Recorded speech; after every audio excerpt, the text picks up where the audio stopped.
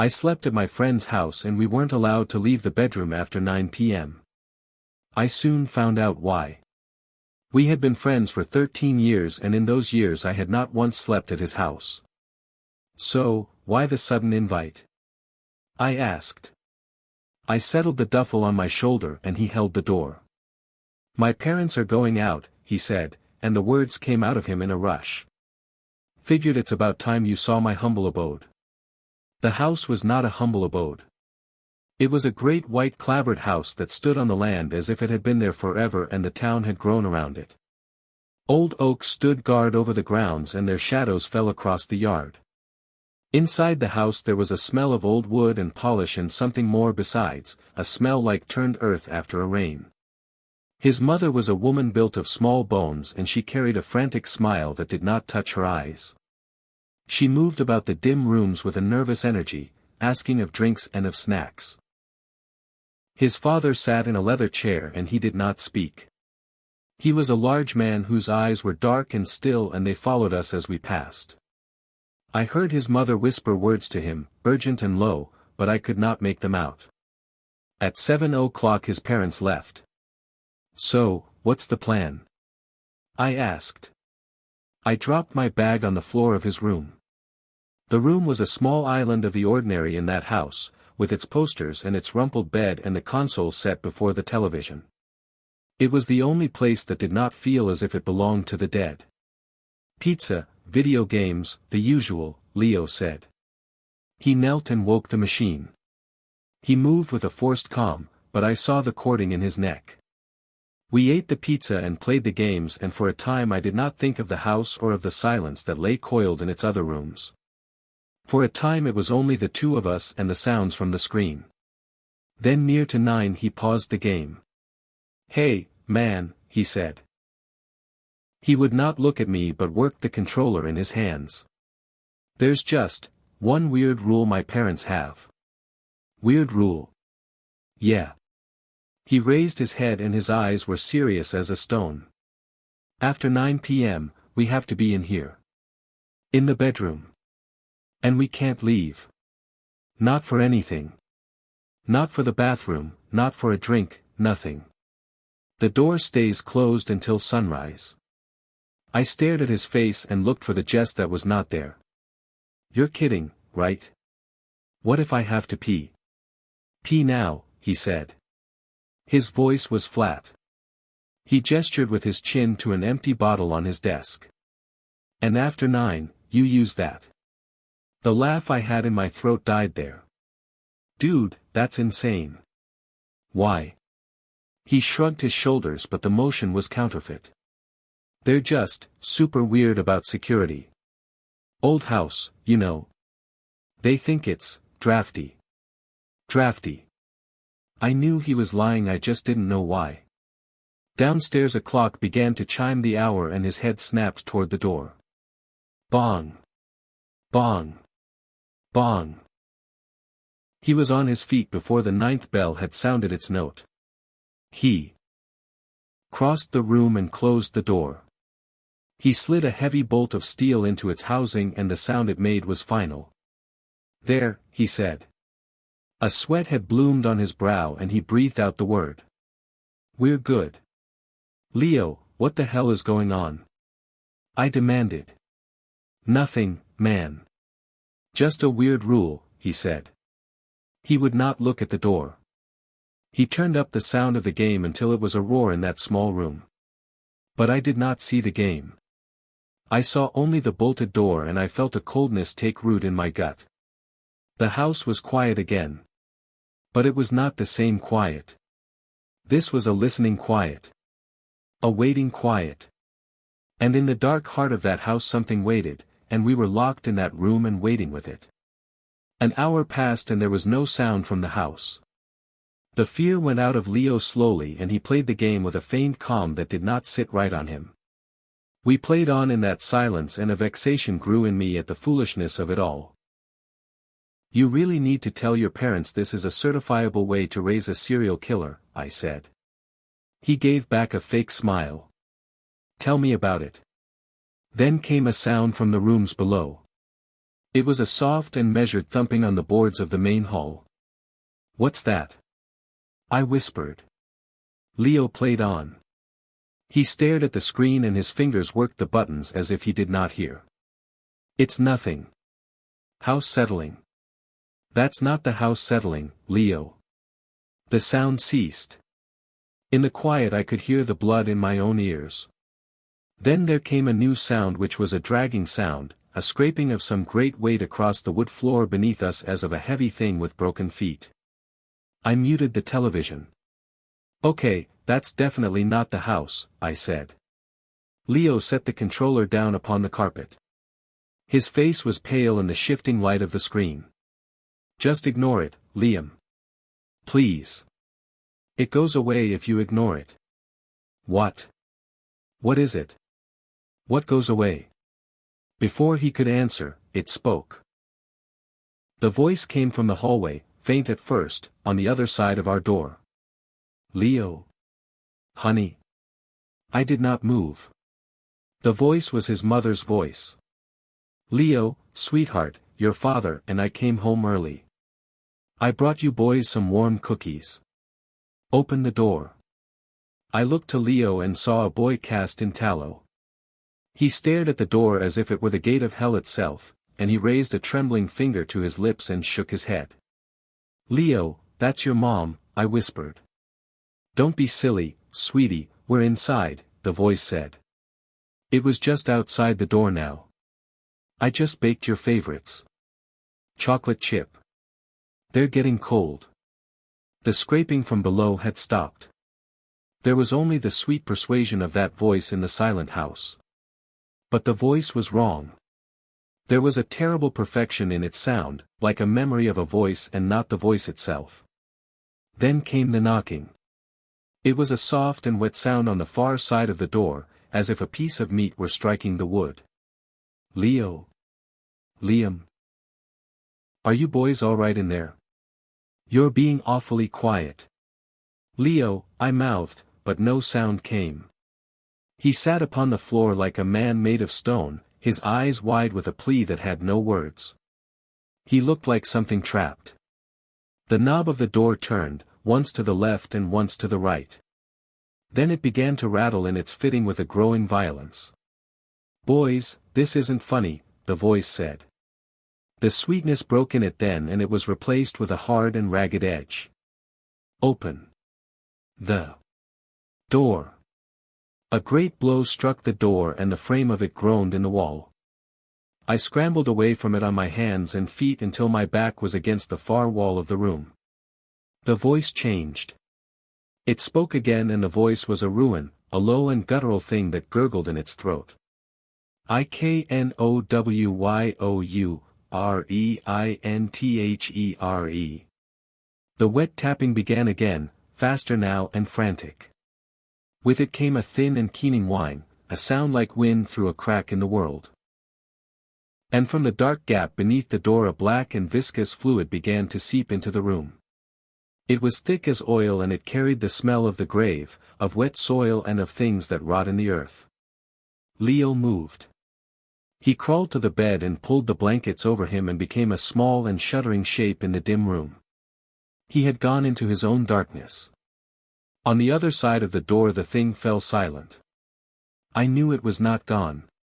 I knew that in my bones. It was there in the darkness beyond the door, and it was waiting. I kept my back to the far wall and I watched the door. My breath was a small and panicked thing in my throat. On the bed Leo was a trembling knot of blankets and fear. For me this was a night's journey into that darkness. For him it was the place he lived. A fool's curiosity which has been my ruin more than once warred with the terror. A need to see the shape of the thing that hunted us. A dreadful truth was better than not knowing. I went forward on my stockinged feet and the old boards did not whisper. "Liam, no," came a voice from the bed, muffled by the cloth. Don't look." But I would look. I knelt upon the floor and the reek of the grave was stronger. I lowered my head to the cold brass of the keyhole. At first there was only the dim hall and the moonlight that fell in a pale blade from the window at its end. Then it stepped into the narrow view. It was not a man nor was it a beast. It was a thing that was built of sticks and of shadow, impossibly tall and thin. Its limbs were the limbs of a winter tree and its body was a gyre of dust and night that had no true form. It wore his mother's floral apron, the cloth stretched over a hollow space where a chest should be. It wore his father's hunting cap set upon a head that was only a clot of moving dark. It had no face, only a void. In one of its twig-like hands it held a picture I had seen on the wall, a portrait of the family. It held this picture before the void where its face should be and it wore the smile of Leo's mother for its own. From its body it put forth a long and blackened twig of an arm and it tapped upon the door. Thump. Thump. Thump. I threw myself back from the door and clapped a hand to my mouth to keep the gorge from rising. My mind could not hold the shape of what I had seen. This was no creature that had entered the house. This was the house itself, a parasite that wore the stolen keepsakes of the dead or the soon-to-be dead for its raiment. From the door a new voice whispered, and the blood in me went to ice. Liam. Why are you hiding in there? Your mother is so worried about you. It was my own mother's voice. Perfect. The voice she used when I was a child and sick with fever, the call to supper from a life I would not see again. A wave of homesickness and of horror washed over me for I wanted to be home and I was not. And the thing in the hall gave a low chuckle that was the sound of dry leaves scuttling on a stone walk. It knew it had found a part of me that was soft. Let me in, Liam, my mother's voice whispered, a sound of love and of poison. I've come to take you home. I fell back to the wall and slid to the floor and I felt the heat of shame in my thighs where my body had betrayed me. I looked at the trembling shape on the bed. The bottle he had offered. It had not been a joke. It had not been a rule but a kindness. A tool for survival, for he knew. He knew all of it. The scraping began upon the door itself. A slow and patient sound, as of a claw being sharpened upon the wood. All the while it whispered my name in the voice of my mother, and it promised me an end to all this if I would but unlatch the door. The hours passed in that room and the thing outside did not cease its siege. It spoke in the voices of the living and of those I could not know, a gallery of ghosts at the door. It offered warmth and food. It promised an end to the long night. And all the while it scraped at the wood with a patience that was a madness to hear. The fear had burned away in me and left a hard and bitter anger. I was angry at the thing in the hall and at the people who had built for it a cage and called it a home, and I was angry at the boy who hid in his blankets and would not speak. Hours passed. Leo, I said. My voice was a dry croak in my throat. Leo, wake up. A shape stirred in the bed. He looked out from the pale fortress of his sheets and his eyes were raw with fear. Is it gone? He whispered. No, it's not gone, I said. I need to know what this is. Now. No more lies. What is that thing? He flinched from the sound of my voice. He sat up in the bed and hugged his knees to his chest and would not look at me. I don't know what it is, he mumbled to the door. We just call it, the Nightman. It's always been here. As long as my family has. The story came out of him then, a broken telling in the dark. His great-great-grandfather had built this house upon unhallowed ground. And from the first night there was a wrongness in the wood and in the walls. A bargain had been struck in that time, an unspoken covenant with the darkness. The family would have the house by the light of day. But from 9 until the dawn the house was given over to that other. It gets lonely, Leo whispered. A tear cut a clean path through his face. It likes to play. It mimics people. It uses things it finds to try and make a body for itself. The apron. The hat. The picture. But it's getting bolder, he said, and his voice trembled in the small room. It used to just make noise. Now, it tries to get in. The rules were enough before. Stay in your room. Don't look. Don't listen. But now it wants more. He finally met my eyes and I saw in them a guilt as deep and as cold as a well. It wants someone new. A cold truth settled in my soul, and it wounded me. The sudden invite. The fear in his parents' eyes. The heavy bolt on the door. You brought me here for it. No. I didn't want to. The boy's voice broke. My parents, they said it was getting too strong. That it wouldn't be satisfied with just them anymore. They said if it had someone new, someone not from the family, maybe it would be satisfied. Maybe it would leave us alone for a while. He had led me here as a lamb to the altar. His parents had not gone out. They were in this house, in their own locked room, and they were listening. They were praying that the beast in the hall would choose me. And then the scraping stopped. The whispers died. The house fell into a quiet so profound it was like the earth had stopped its turning. What's happening? I breathed. Leo's eyes grew wide. From the floor below a new sound came. The sound of feet on the stairs. Heavy. A footfall. And the dragging of a dead weight. Thump. Drag. Thump. Drag. It was not trying to trick us. The game was done. The footsteps ceased outside our door. The silence held for a count of 3. Then a crack like thunder sounded as a great force struck the door. The wood splintered and the deadbolt shrieked in its housing. Crack. A web of breaks spidered from the lock. A fine dust of ruined wood fell to the floor. It's never done this before, Leo whimpered. He crawled away toward the dark corner of the room. It's never tried to break the door down. Crack. Bang. The deadbolt was torn from the frame like a tooth from a jaw. The door swung inward on its hinges with a sad and final groan. And in the blackness of the hall, I saw it. There was no void. It had filled itself. Its body was a terrible congress of things stolen from the house. Floorboards for shins and rusted pipes for arms.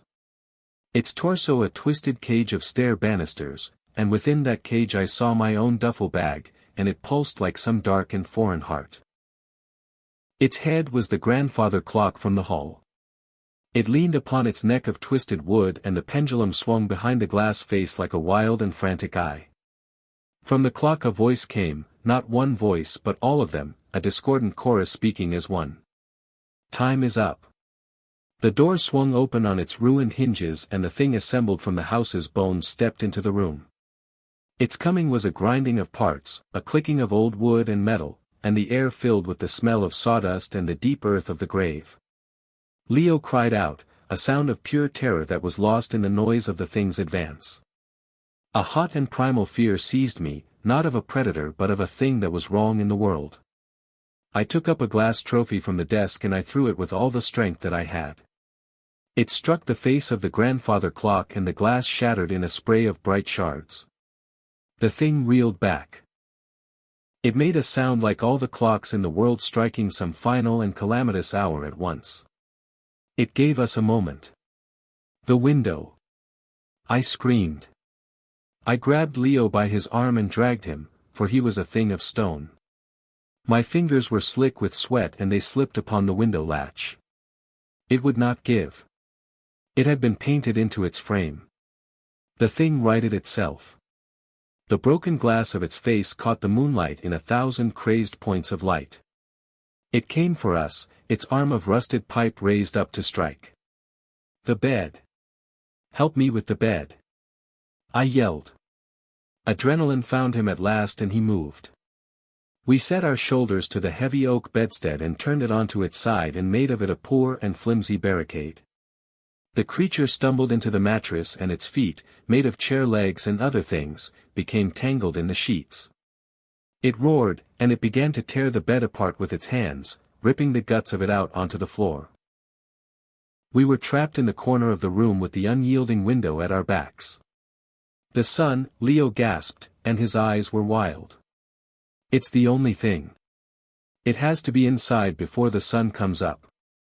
I looked out into the night and the sky was a deep and starless black. We did not have hours.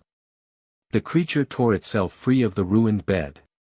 It came on, slow now, for it knew that we were its own. It raised a hand made of silverware from the kitchen, the forks and the spoons bound together to make a shining and terrible claw. And then I saw a thing tucked behind his television. It was a high-powered flashlight. A last and desperate thought came to me. I lunged and took up the cold metal of the flashlight. The thing was upon me. I smelled the dust of its body and I saw the brass pendulum swinging in its broken face. I found the switch and a great pillar of white struck it full in its head. It shrieked a sound of pure agony. The light did not burn it but seemed to unmake it from itself. The spoons of its hand clattered to the floor. A floorboard on its leg split and fell away. The light was a poison to the thing's very being. It shielded the ruin of its face with its pipe arm and it stumbled into the shadows by the door. And in that room began the longest watch of my life. I held the light like a sword and the beam of it was the only thing that held the creature at bay. Leo huddled behind me and cried out when it scuttled at the edges of the room. We were keepers of a light against a great and pressing dark, and the strength in my arm burned away and the batteries that fueled our light would not last. The creature would lunge and I would drive it back with the beam and we would wait and listen to it breathing in the shadows. The hours passed this way, in a stalemate between the light and the dark. The beam of the light began to fail. It flickered. "It's dying," I gasped. "Just a little longer," Leo urged, his eyes fixed upon the window. "Just a little longer." The creature knew. It gathered itself in the dark as the beam dimmed to a sad yellow glow, and with a final and triumphant roar, it charged. In that same moment, a pale gray line was drawn upon the black horizon.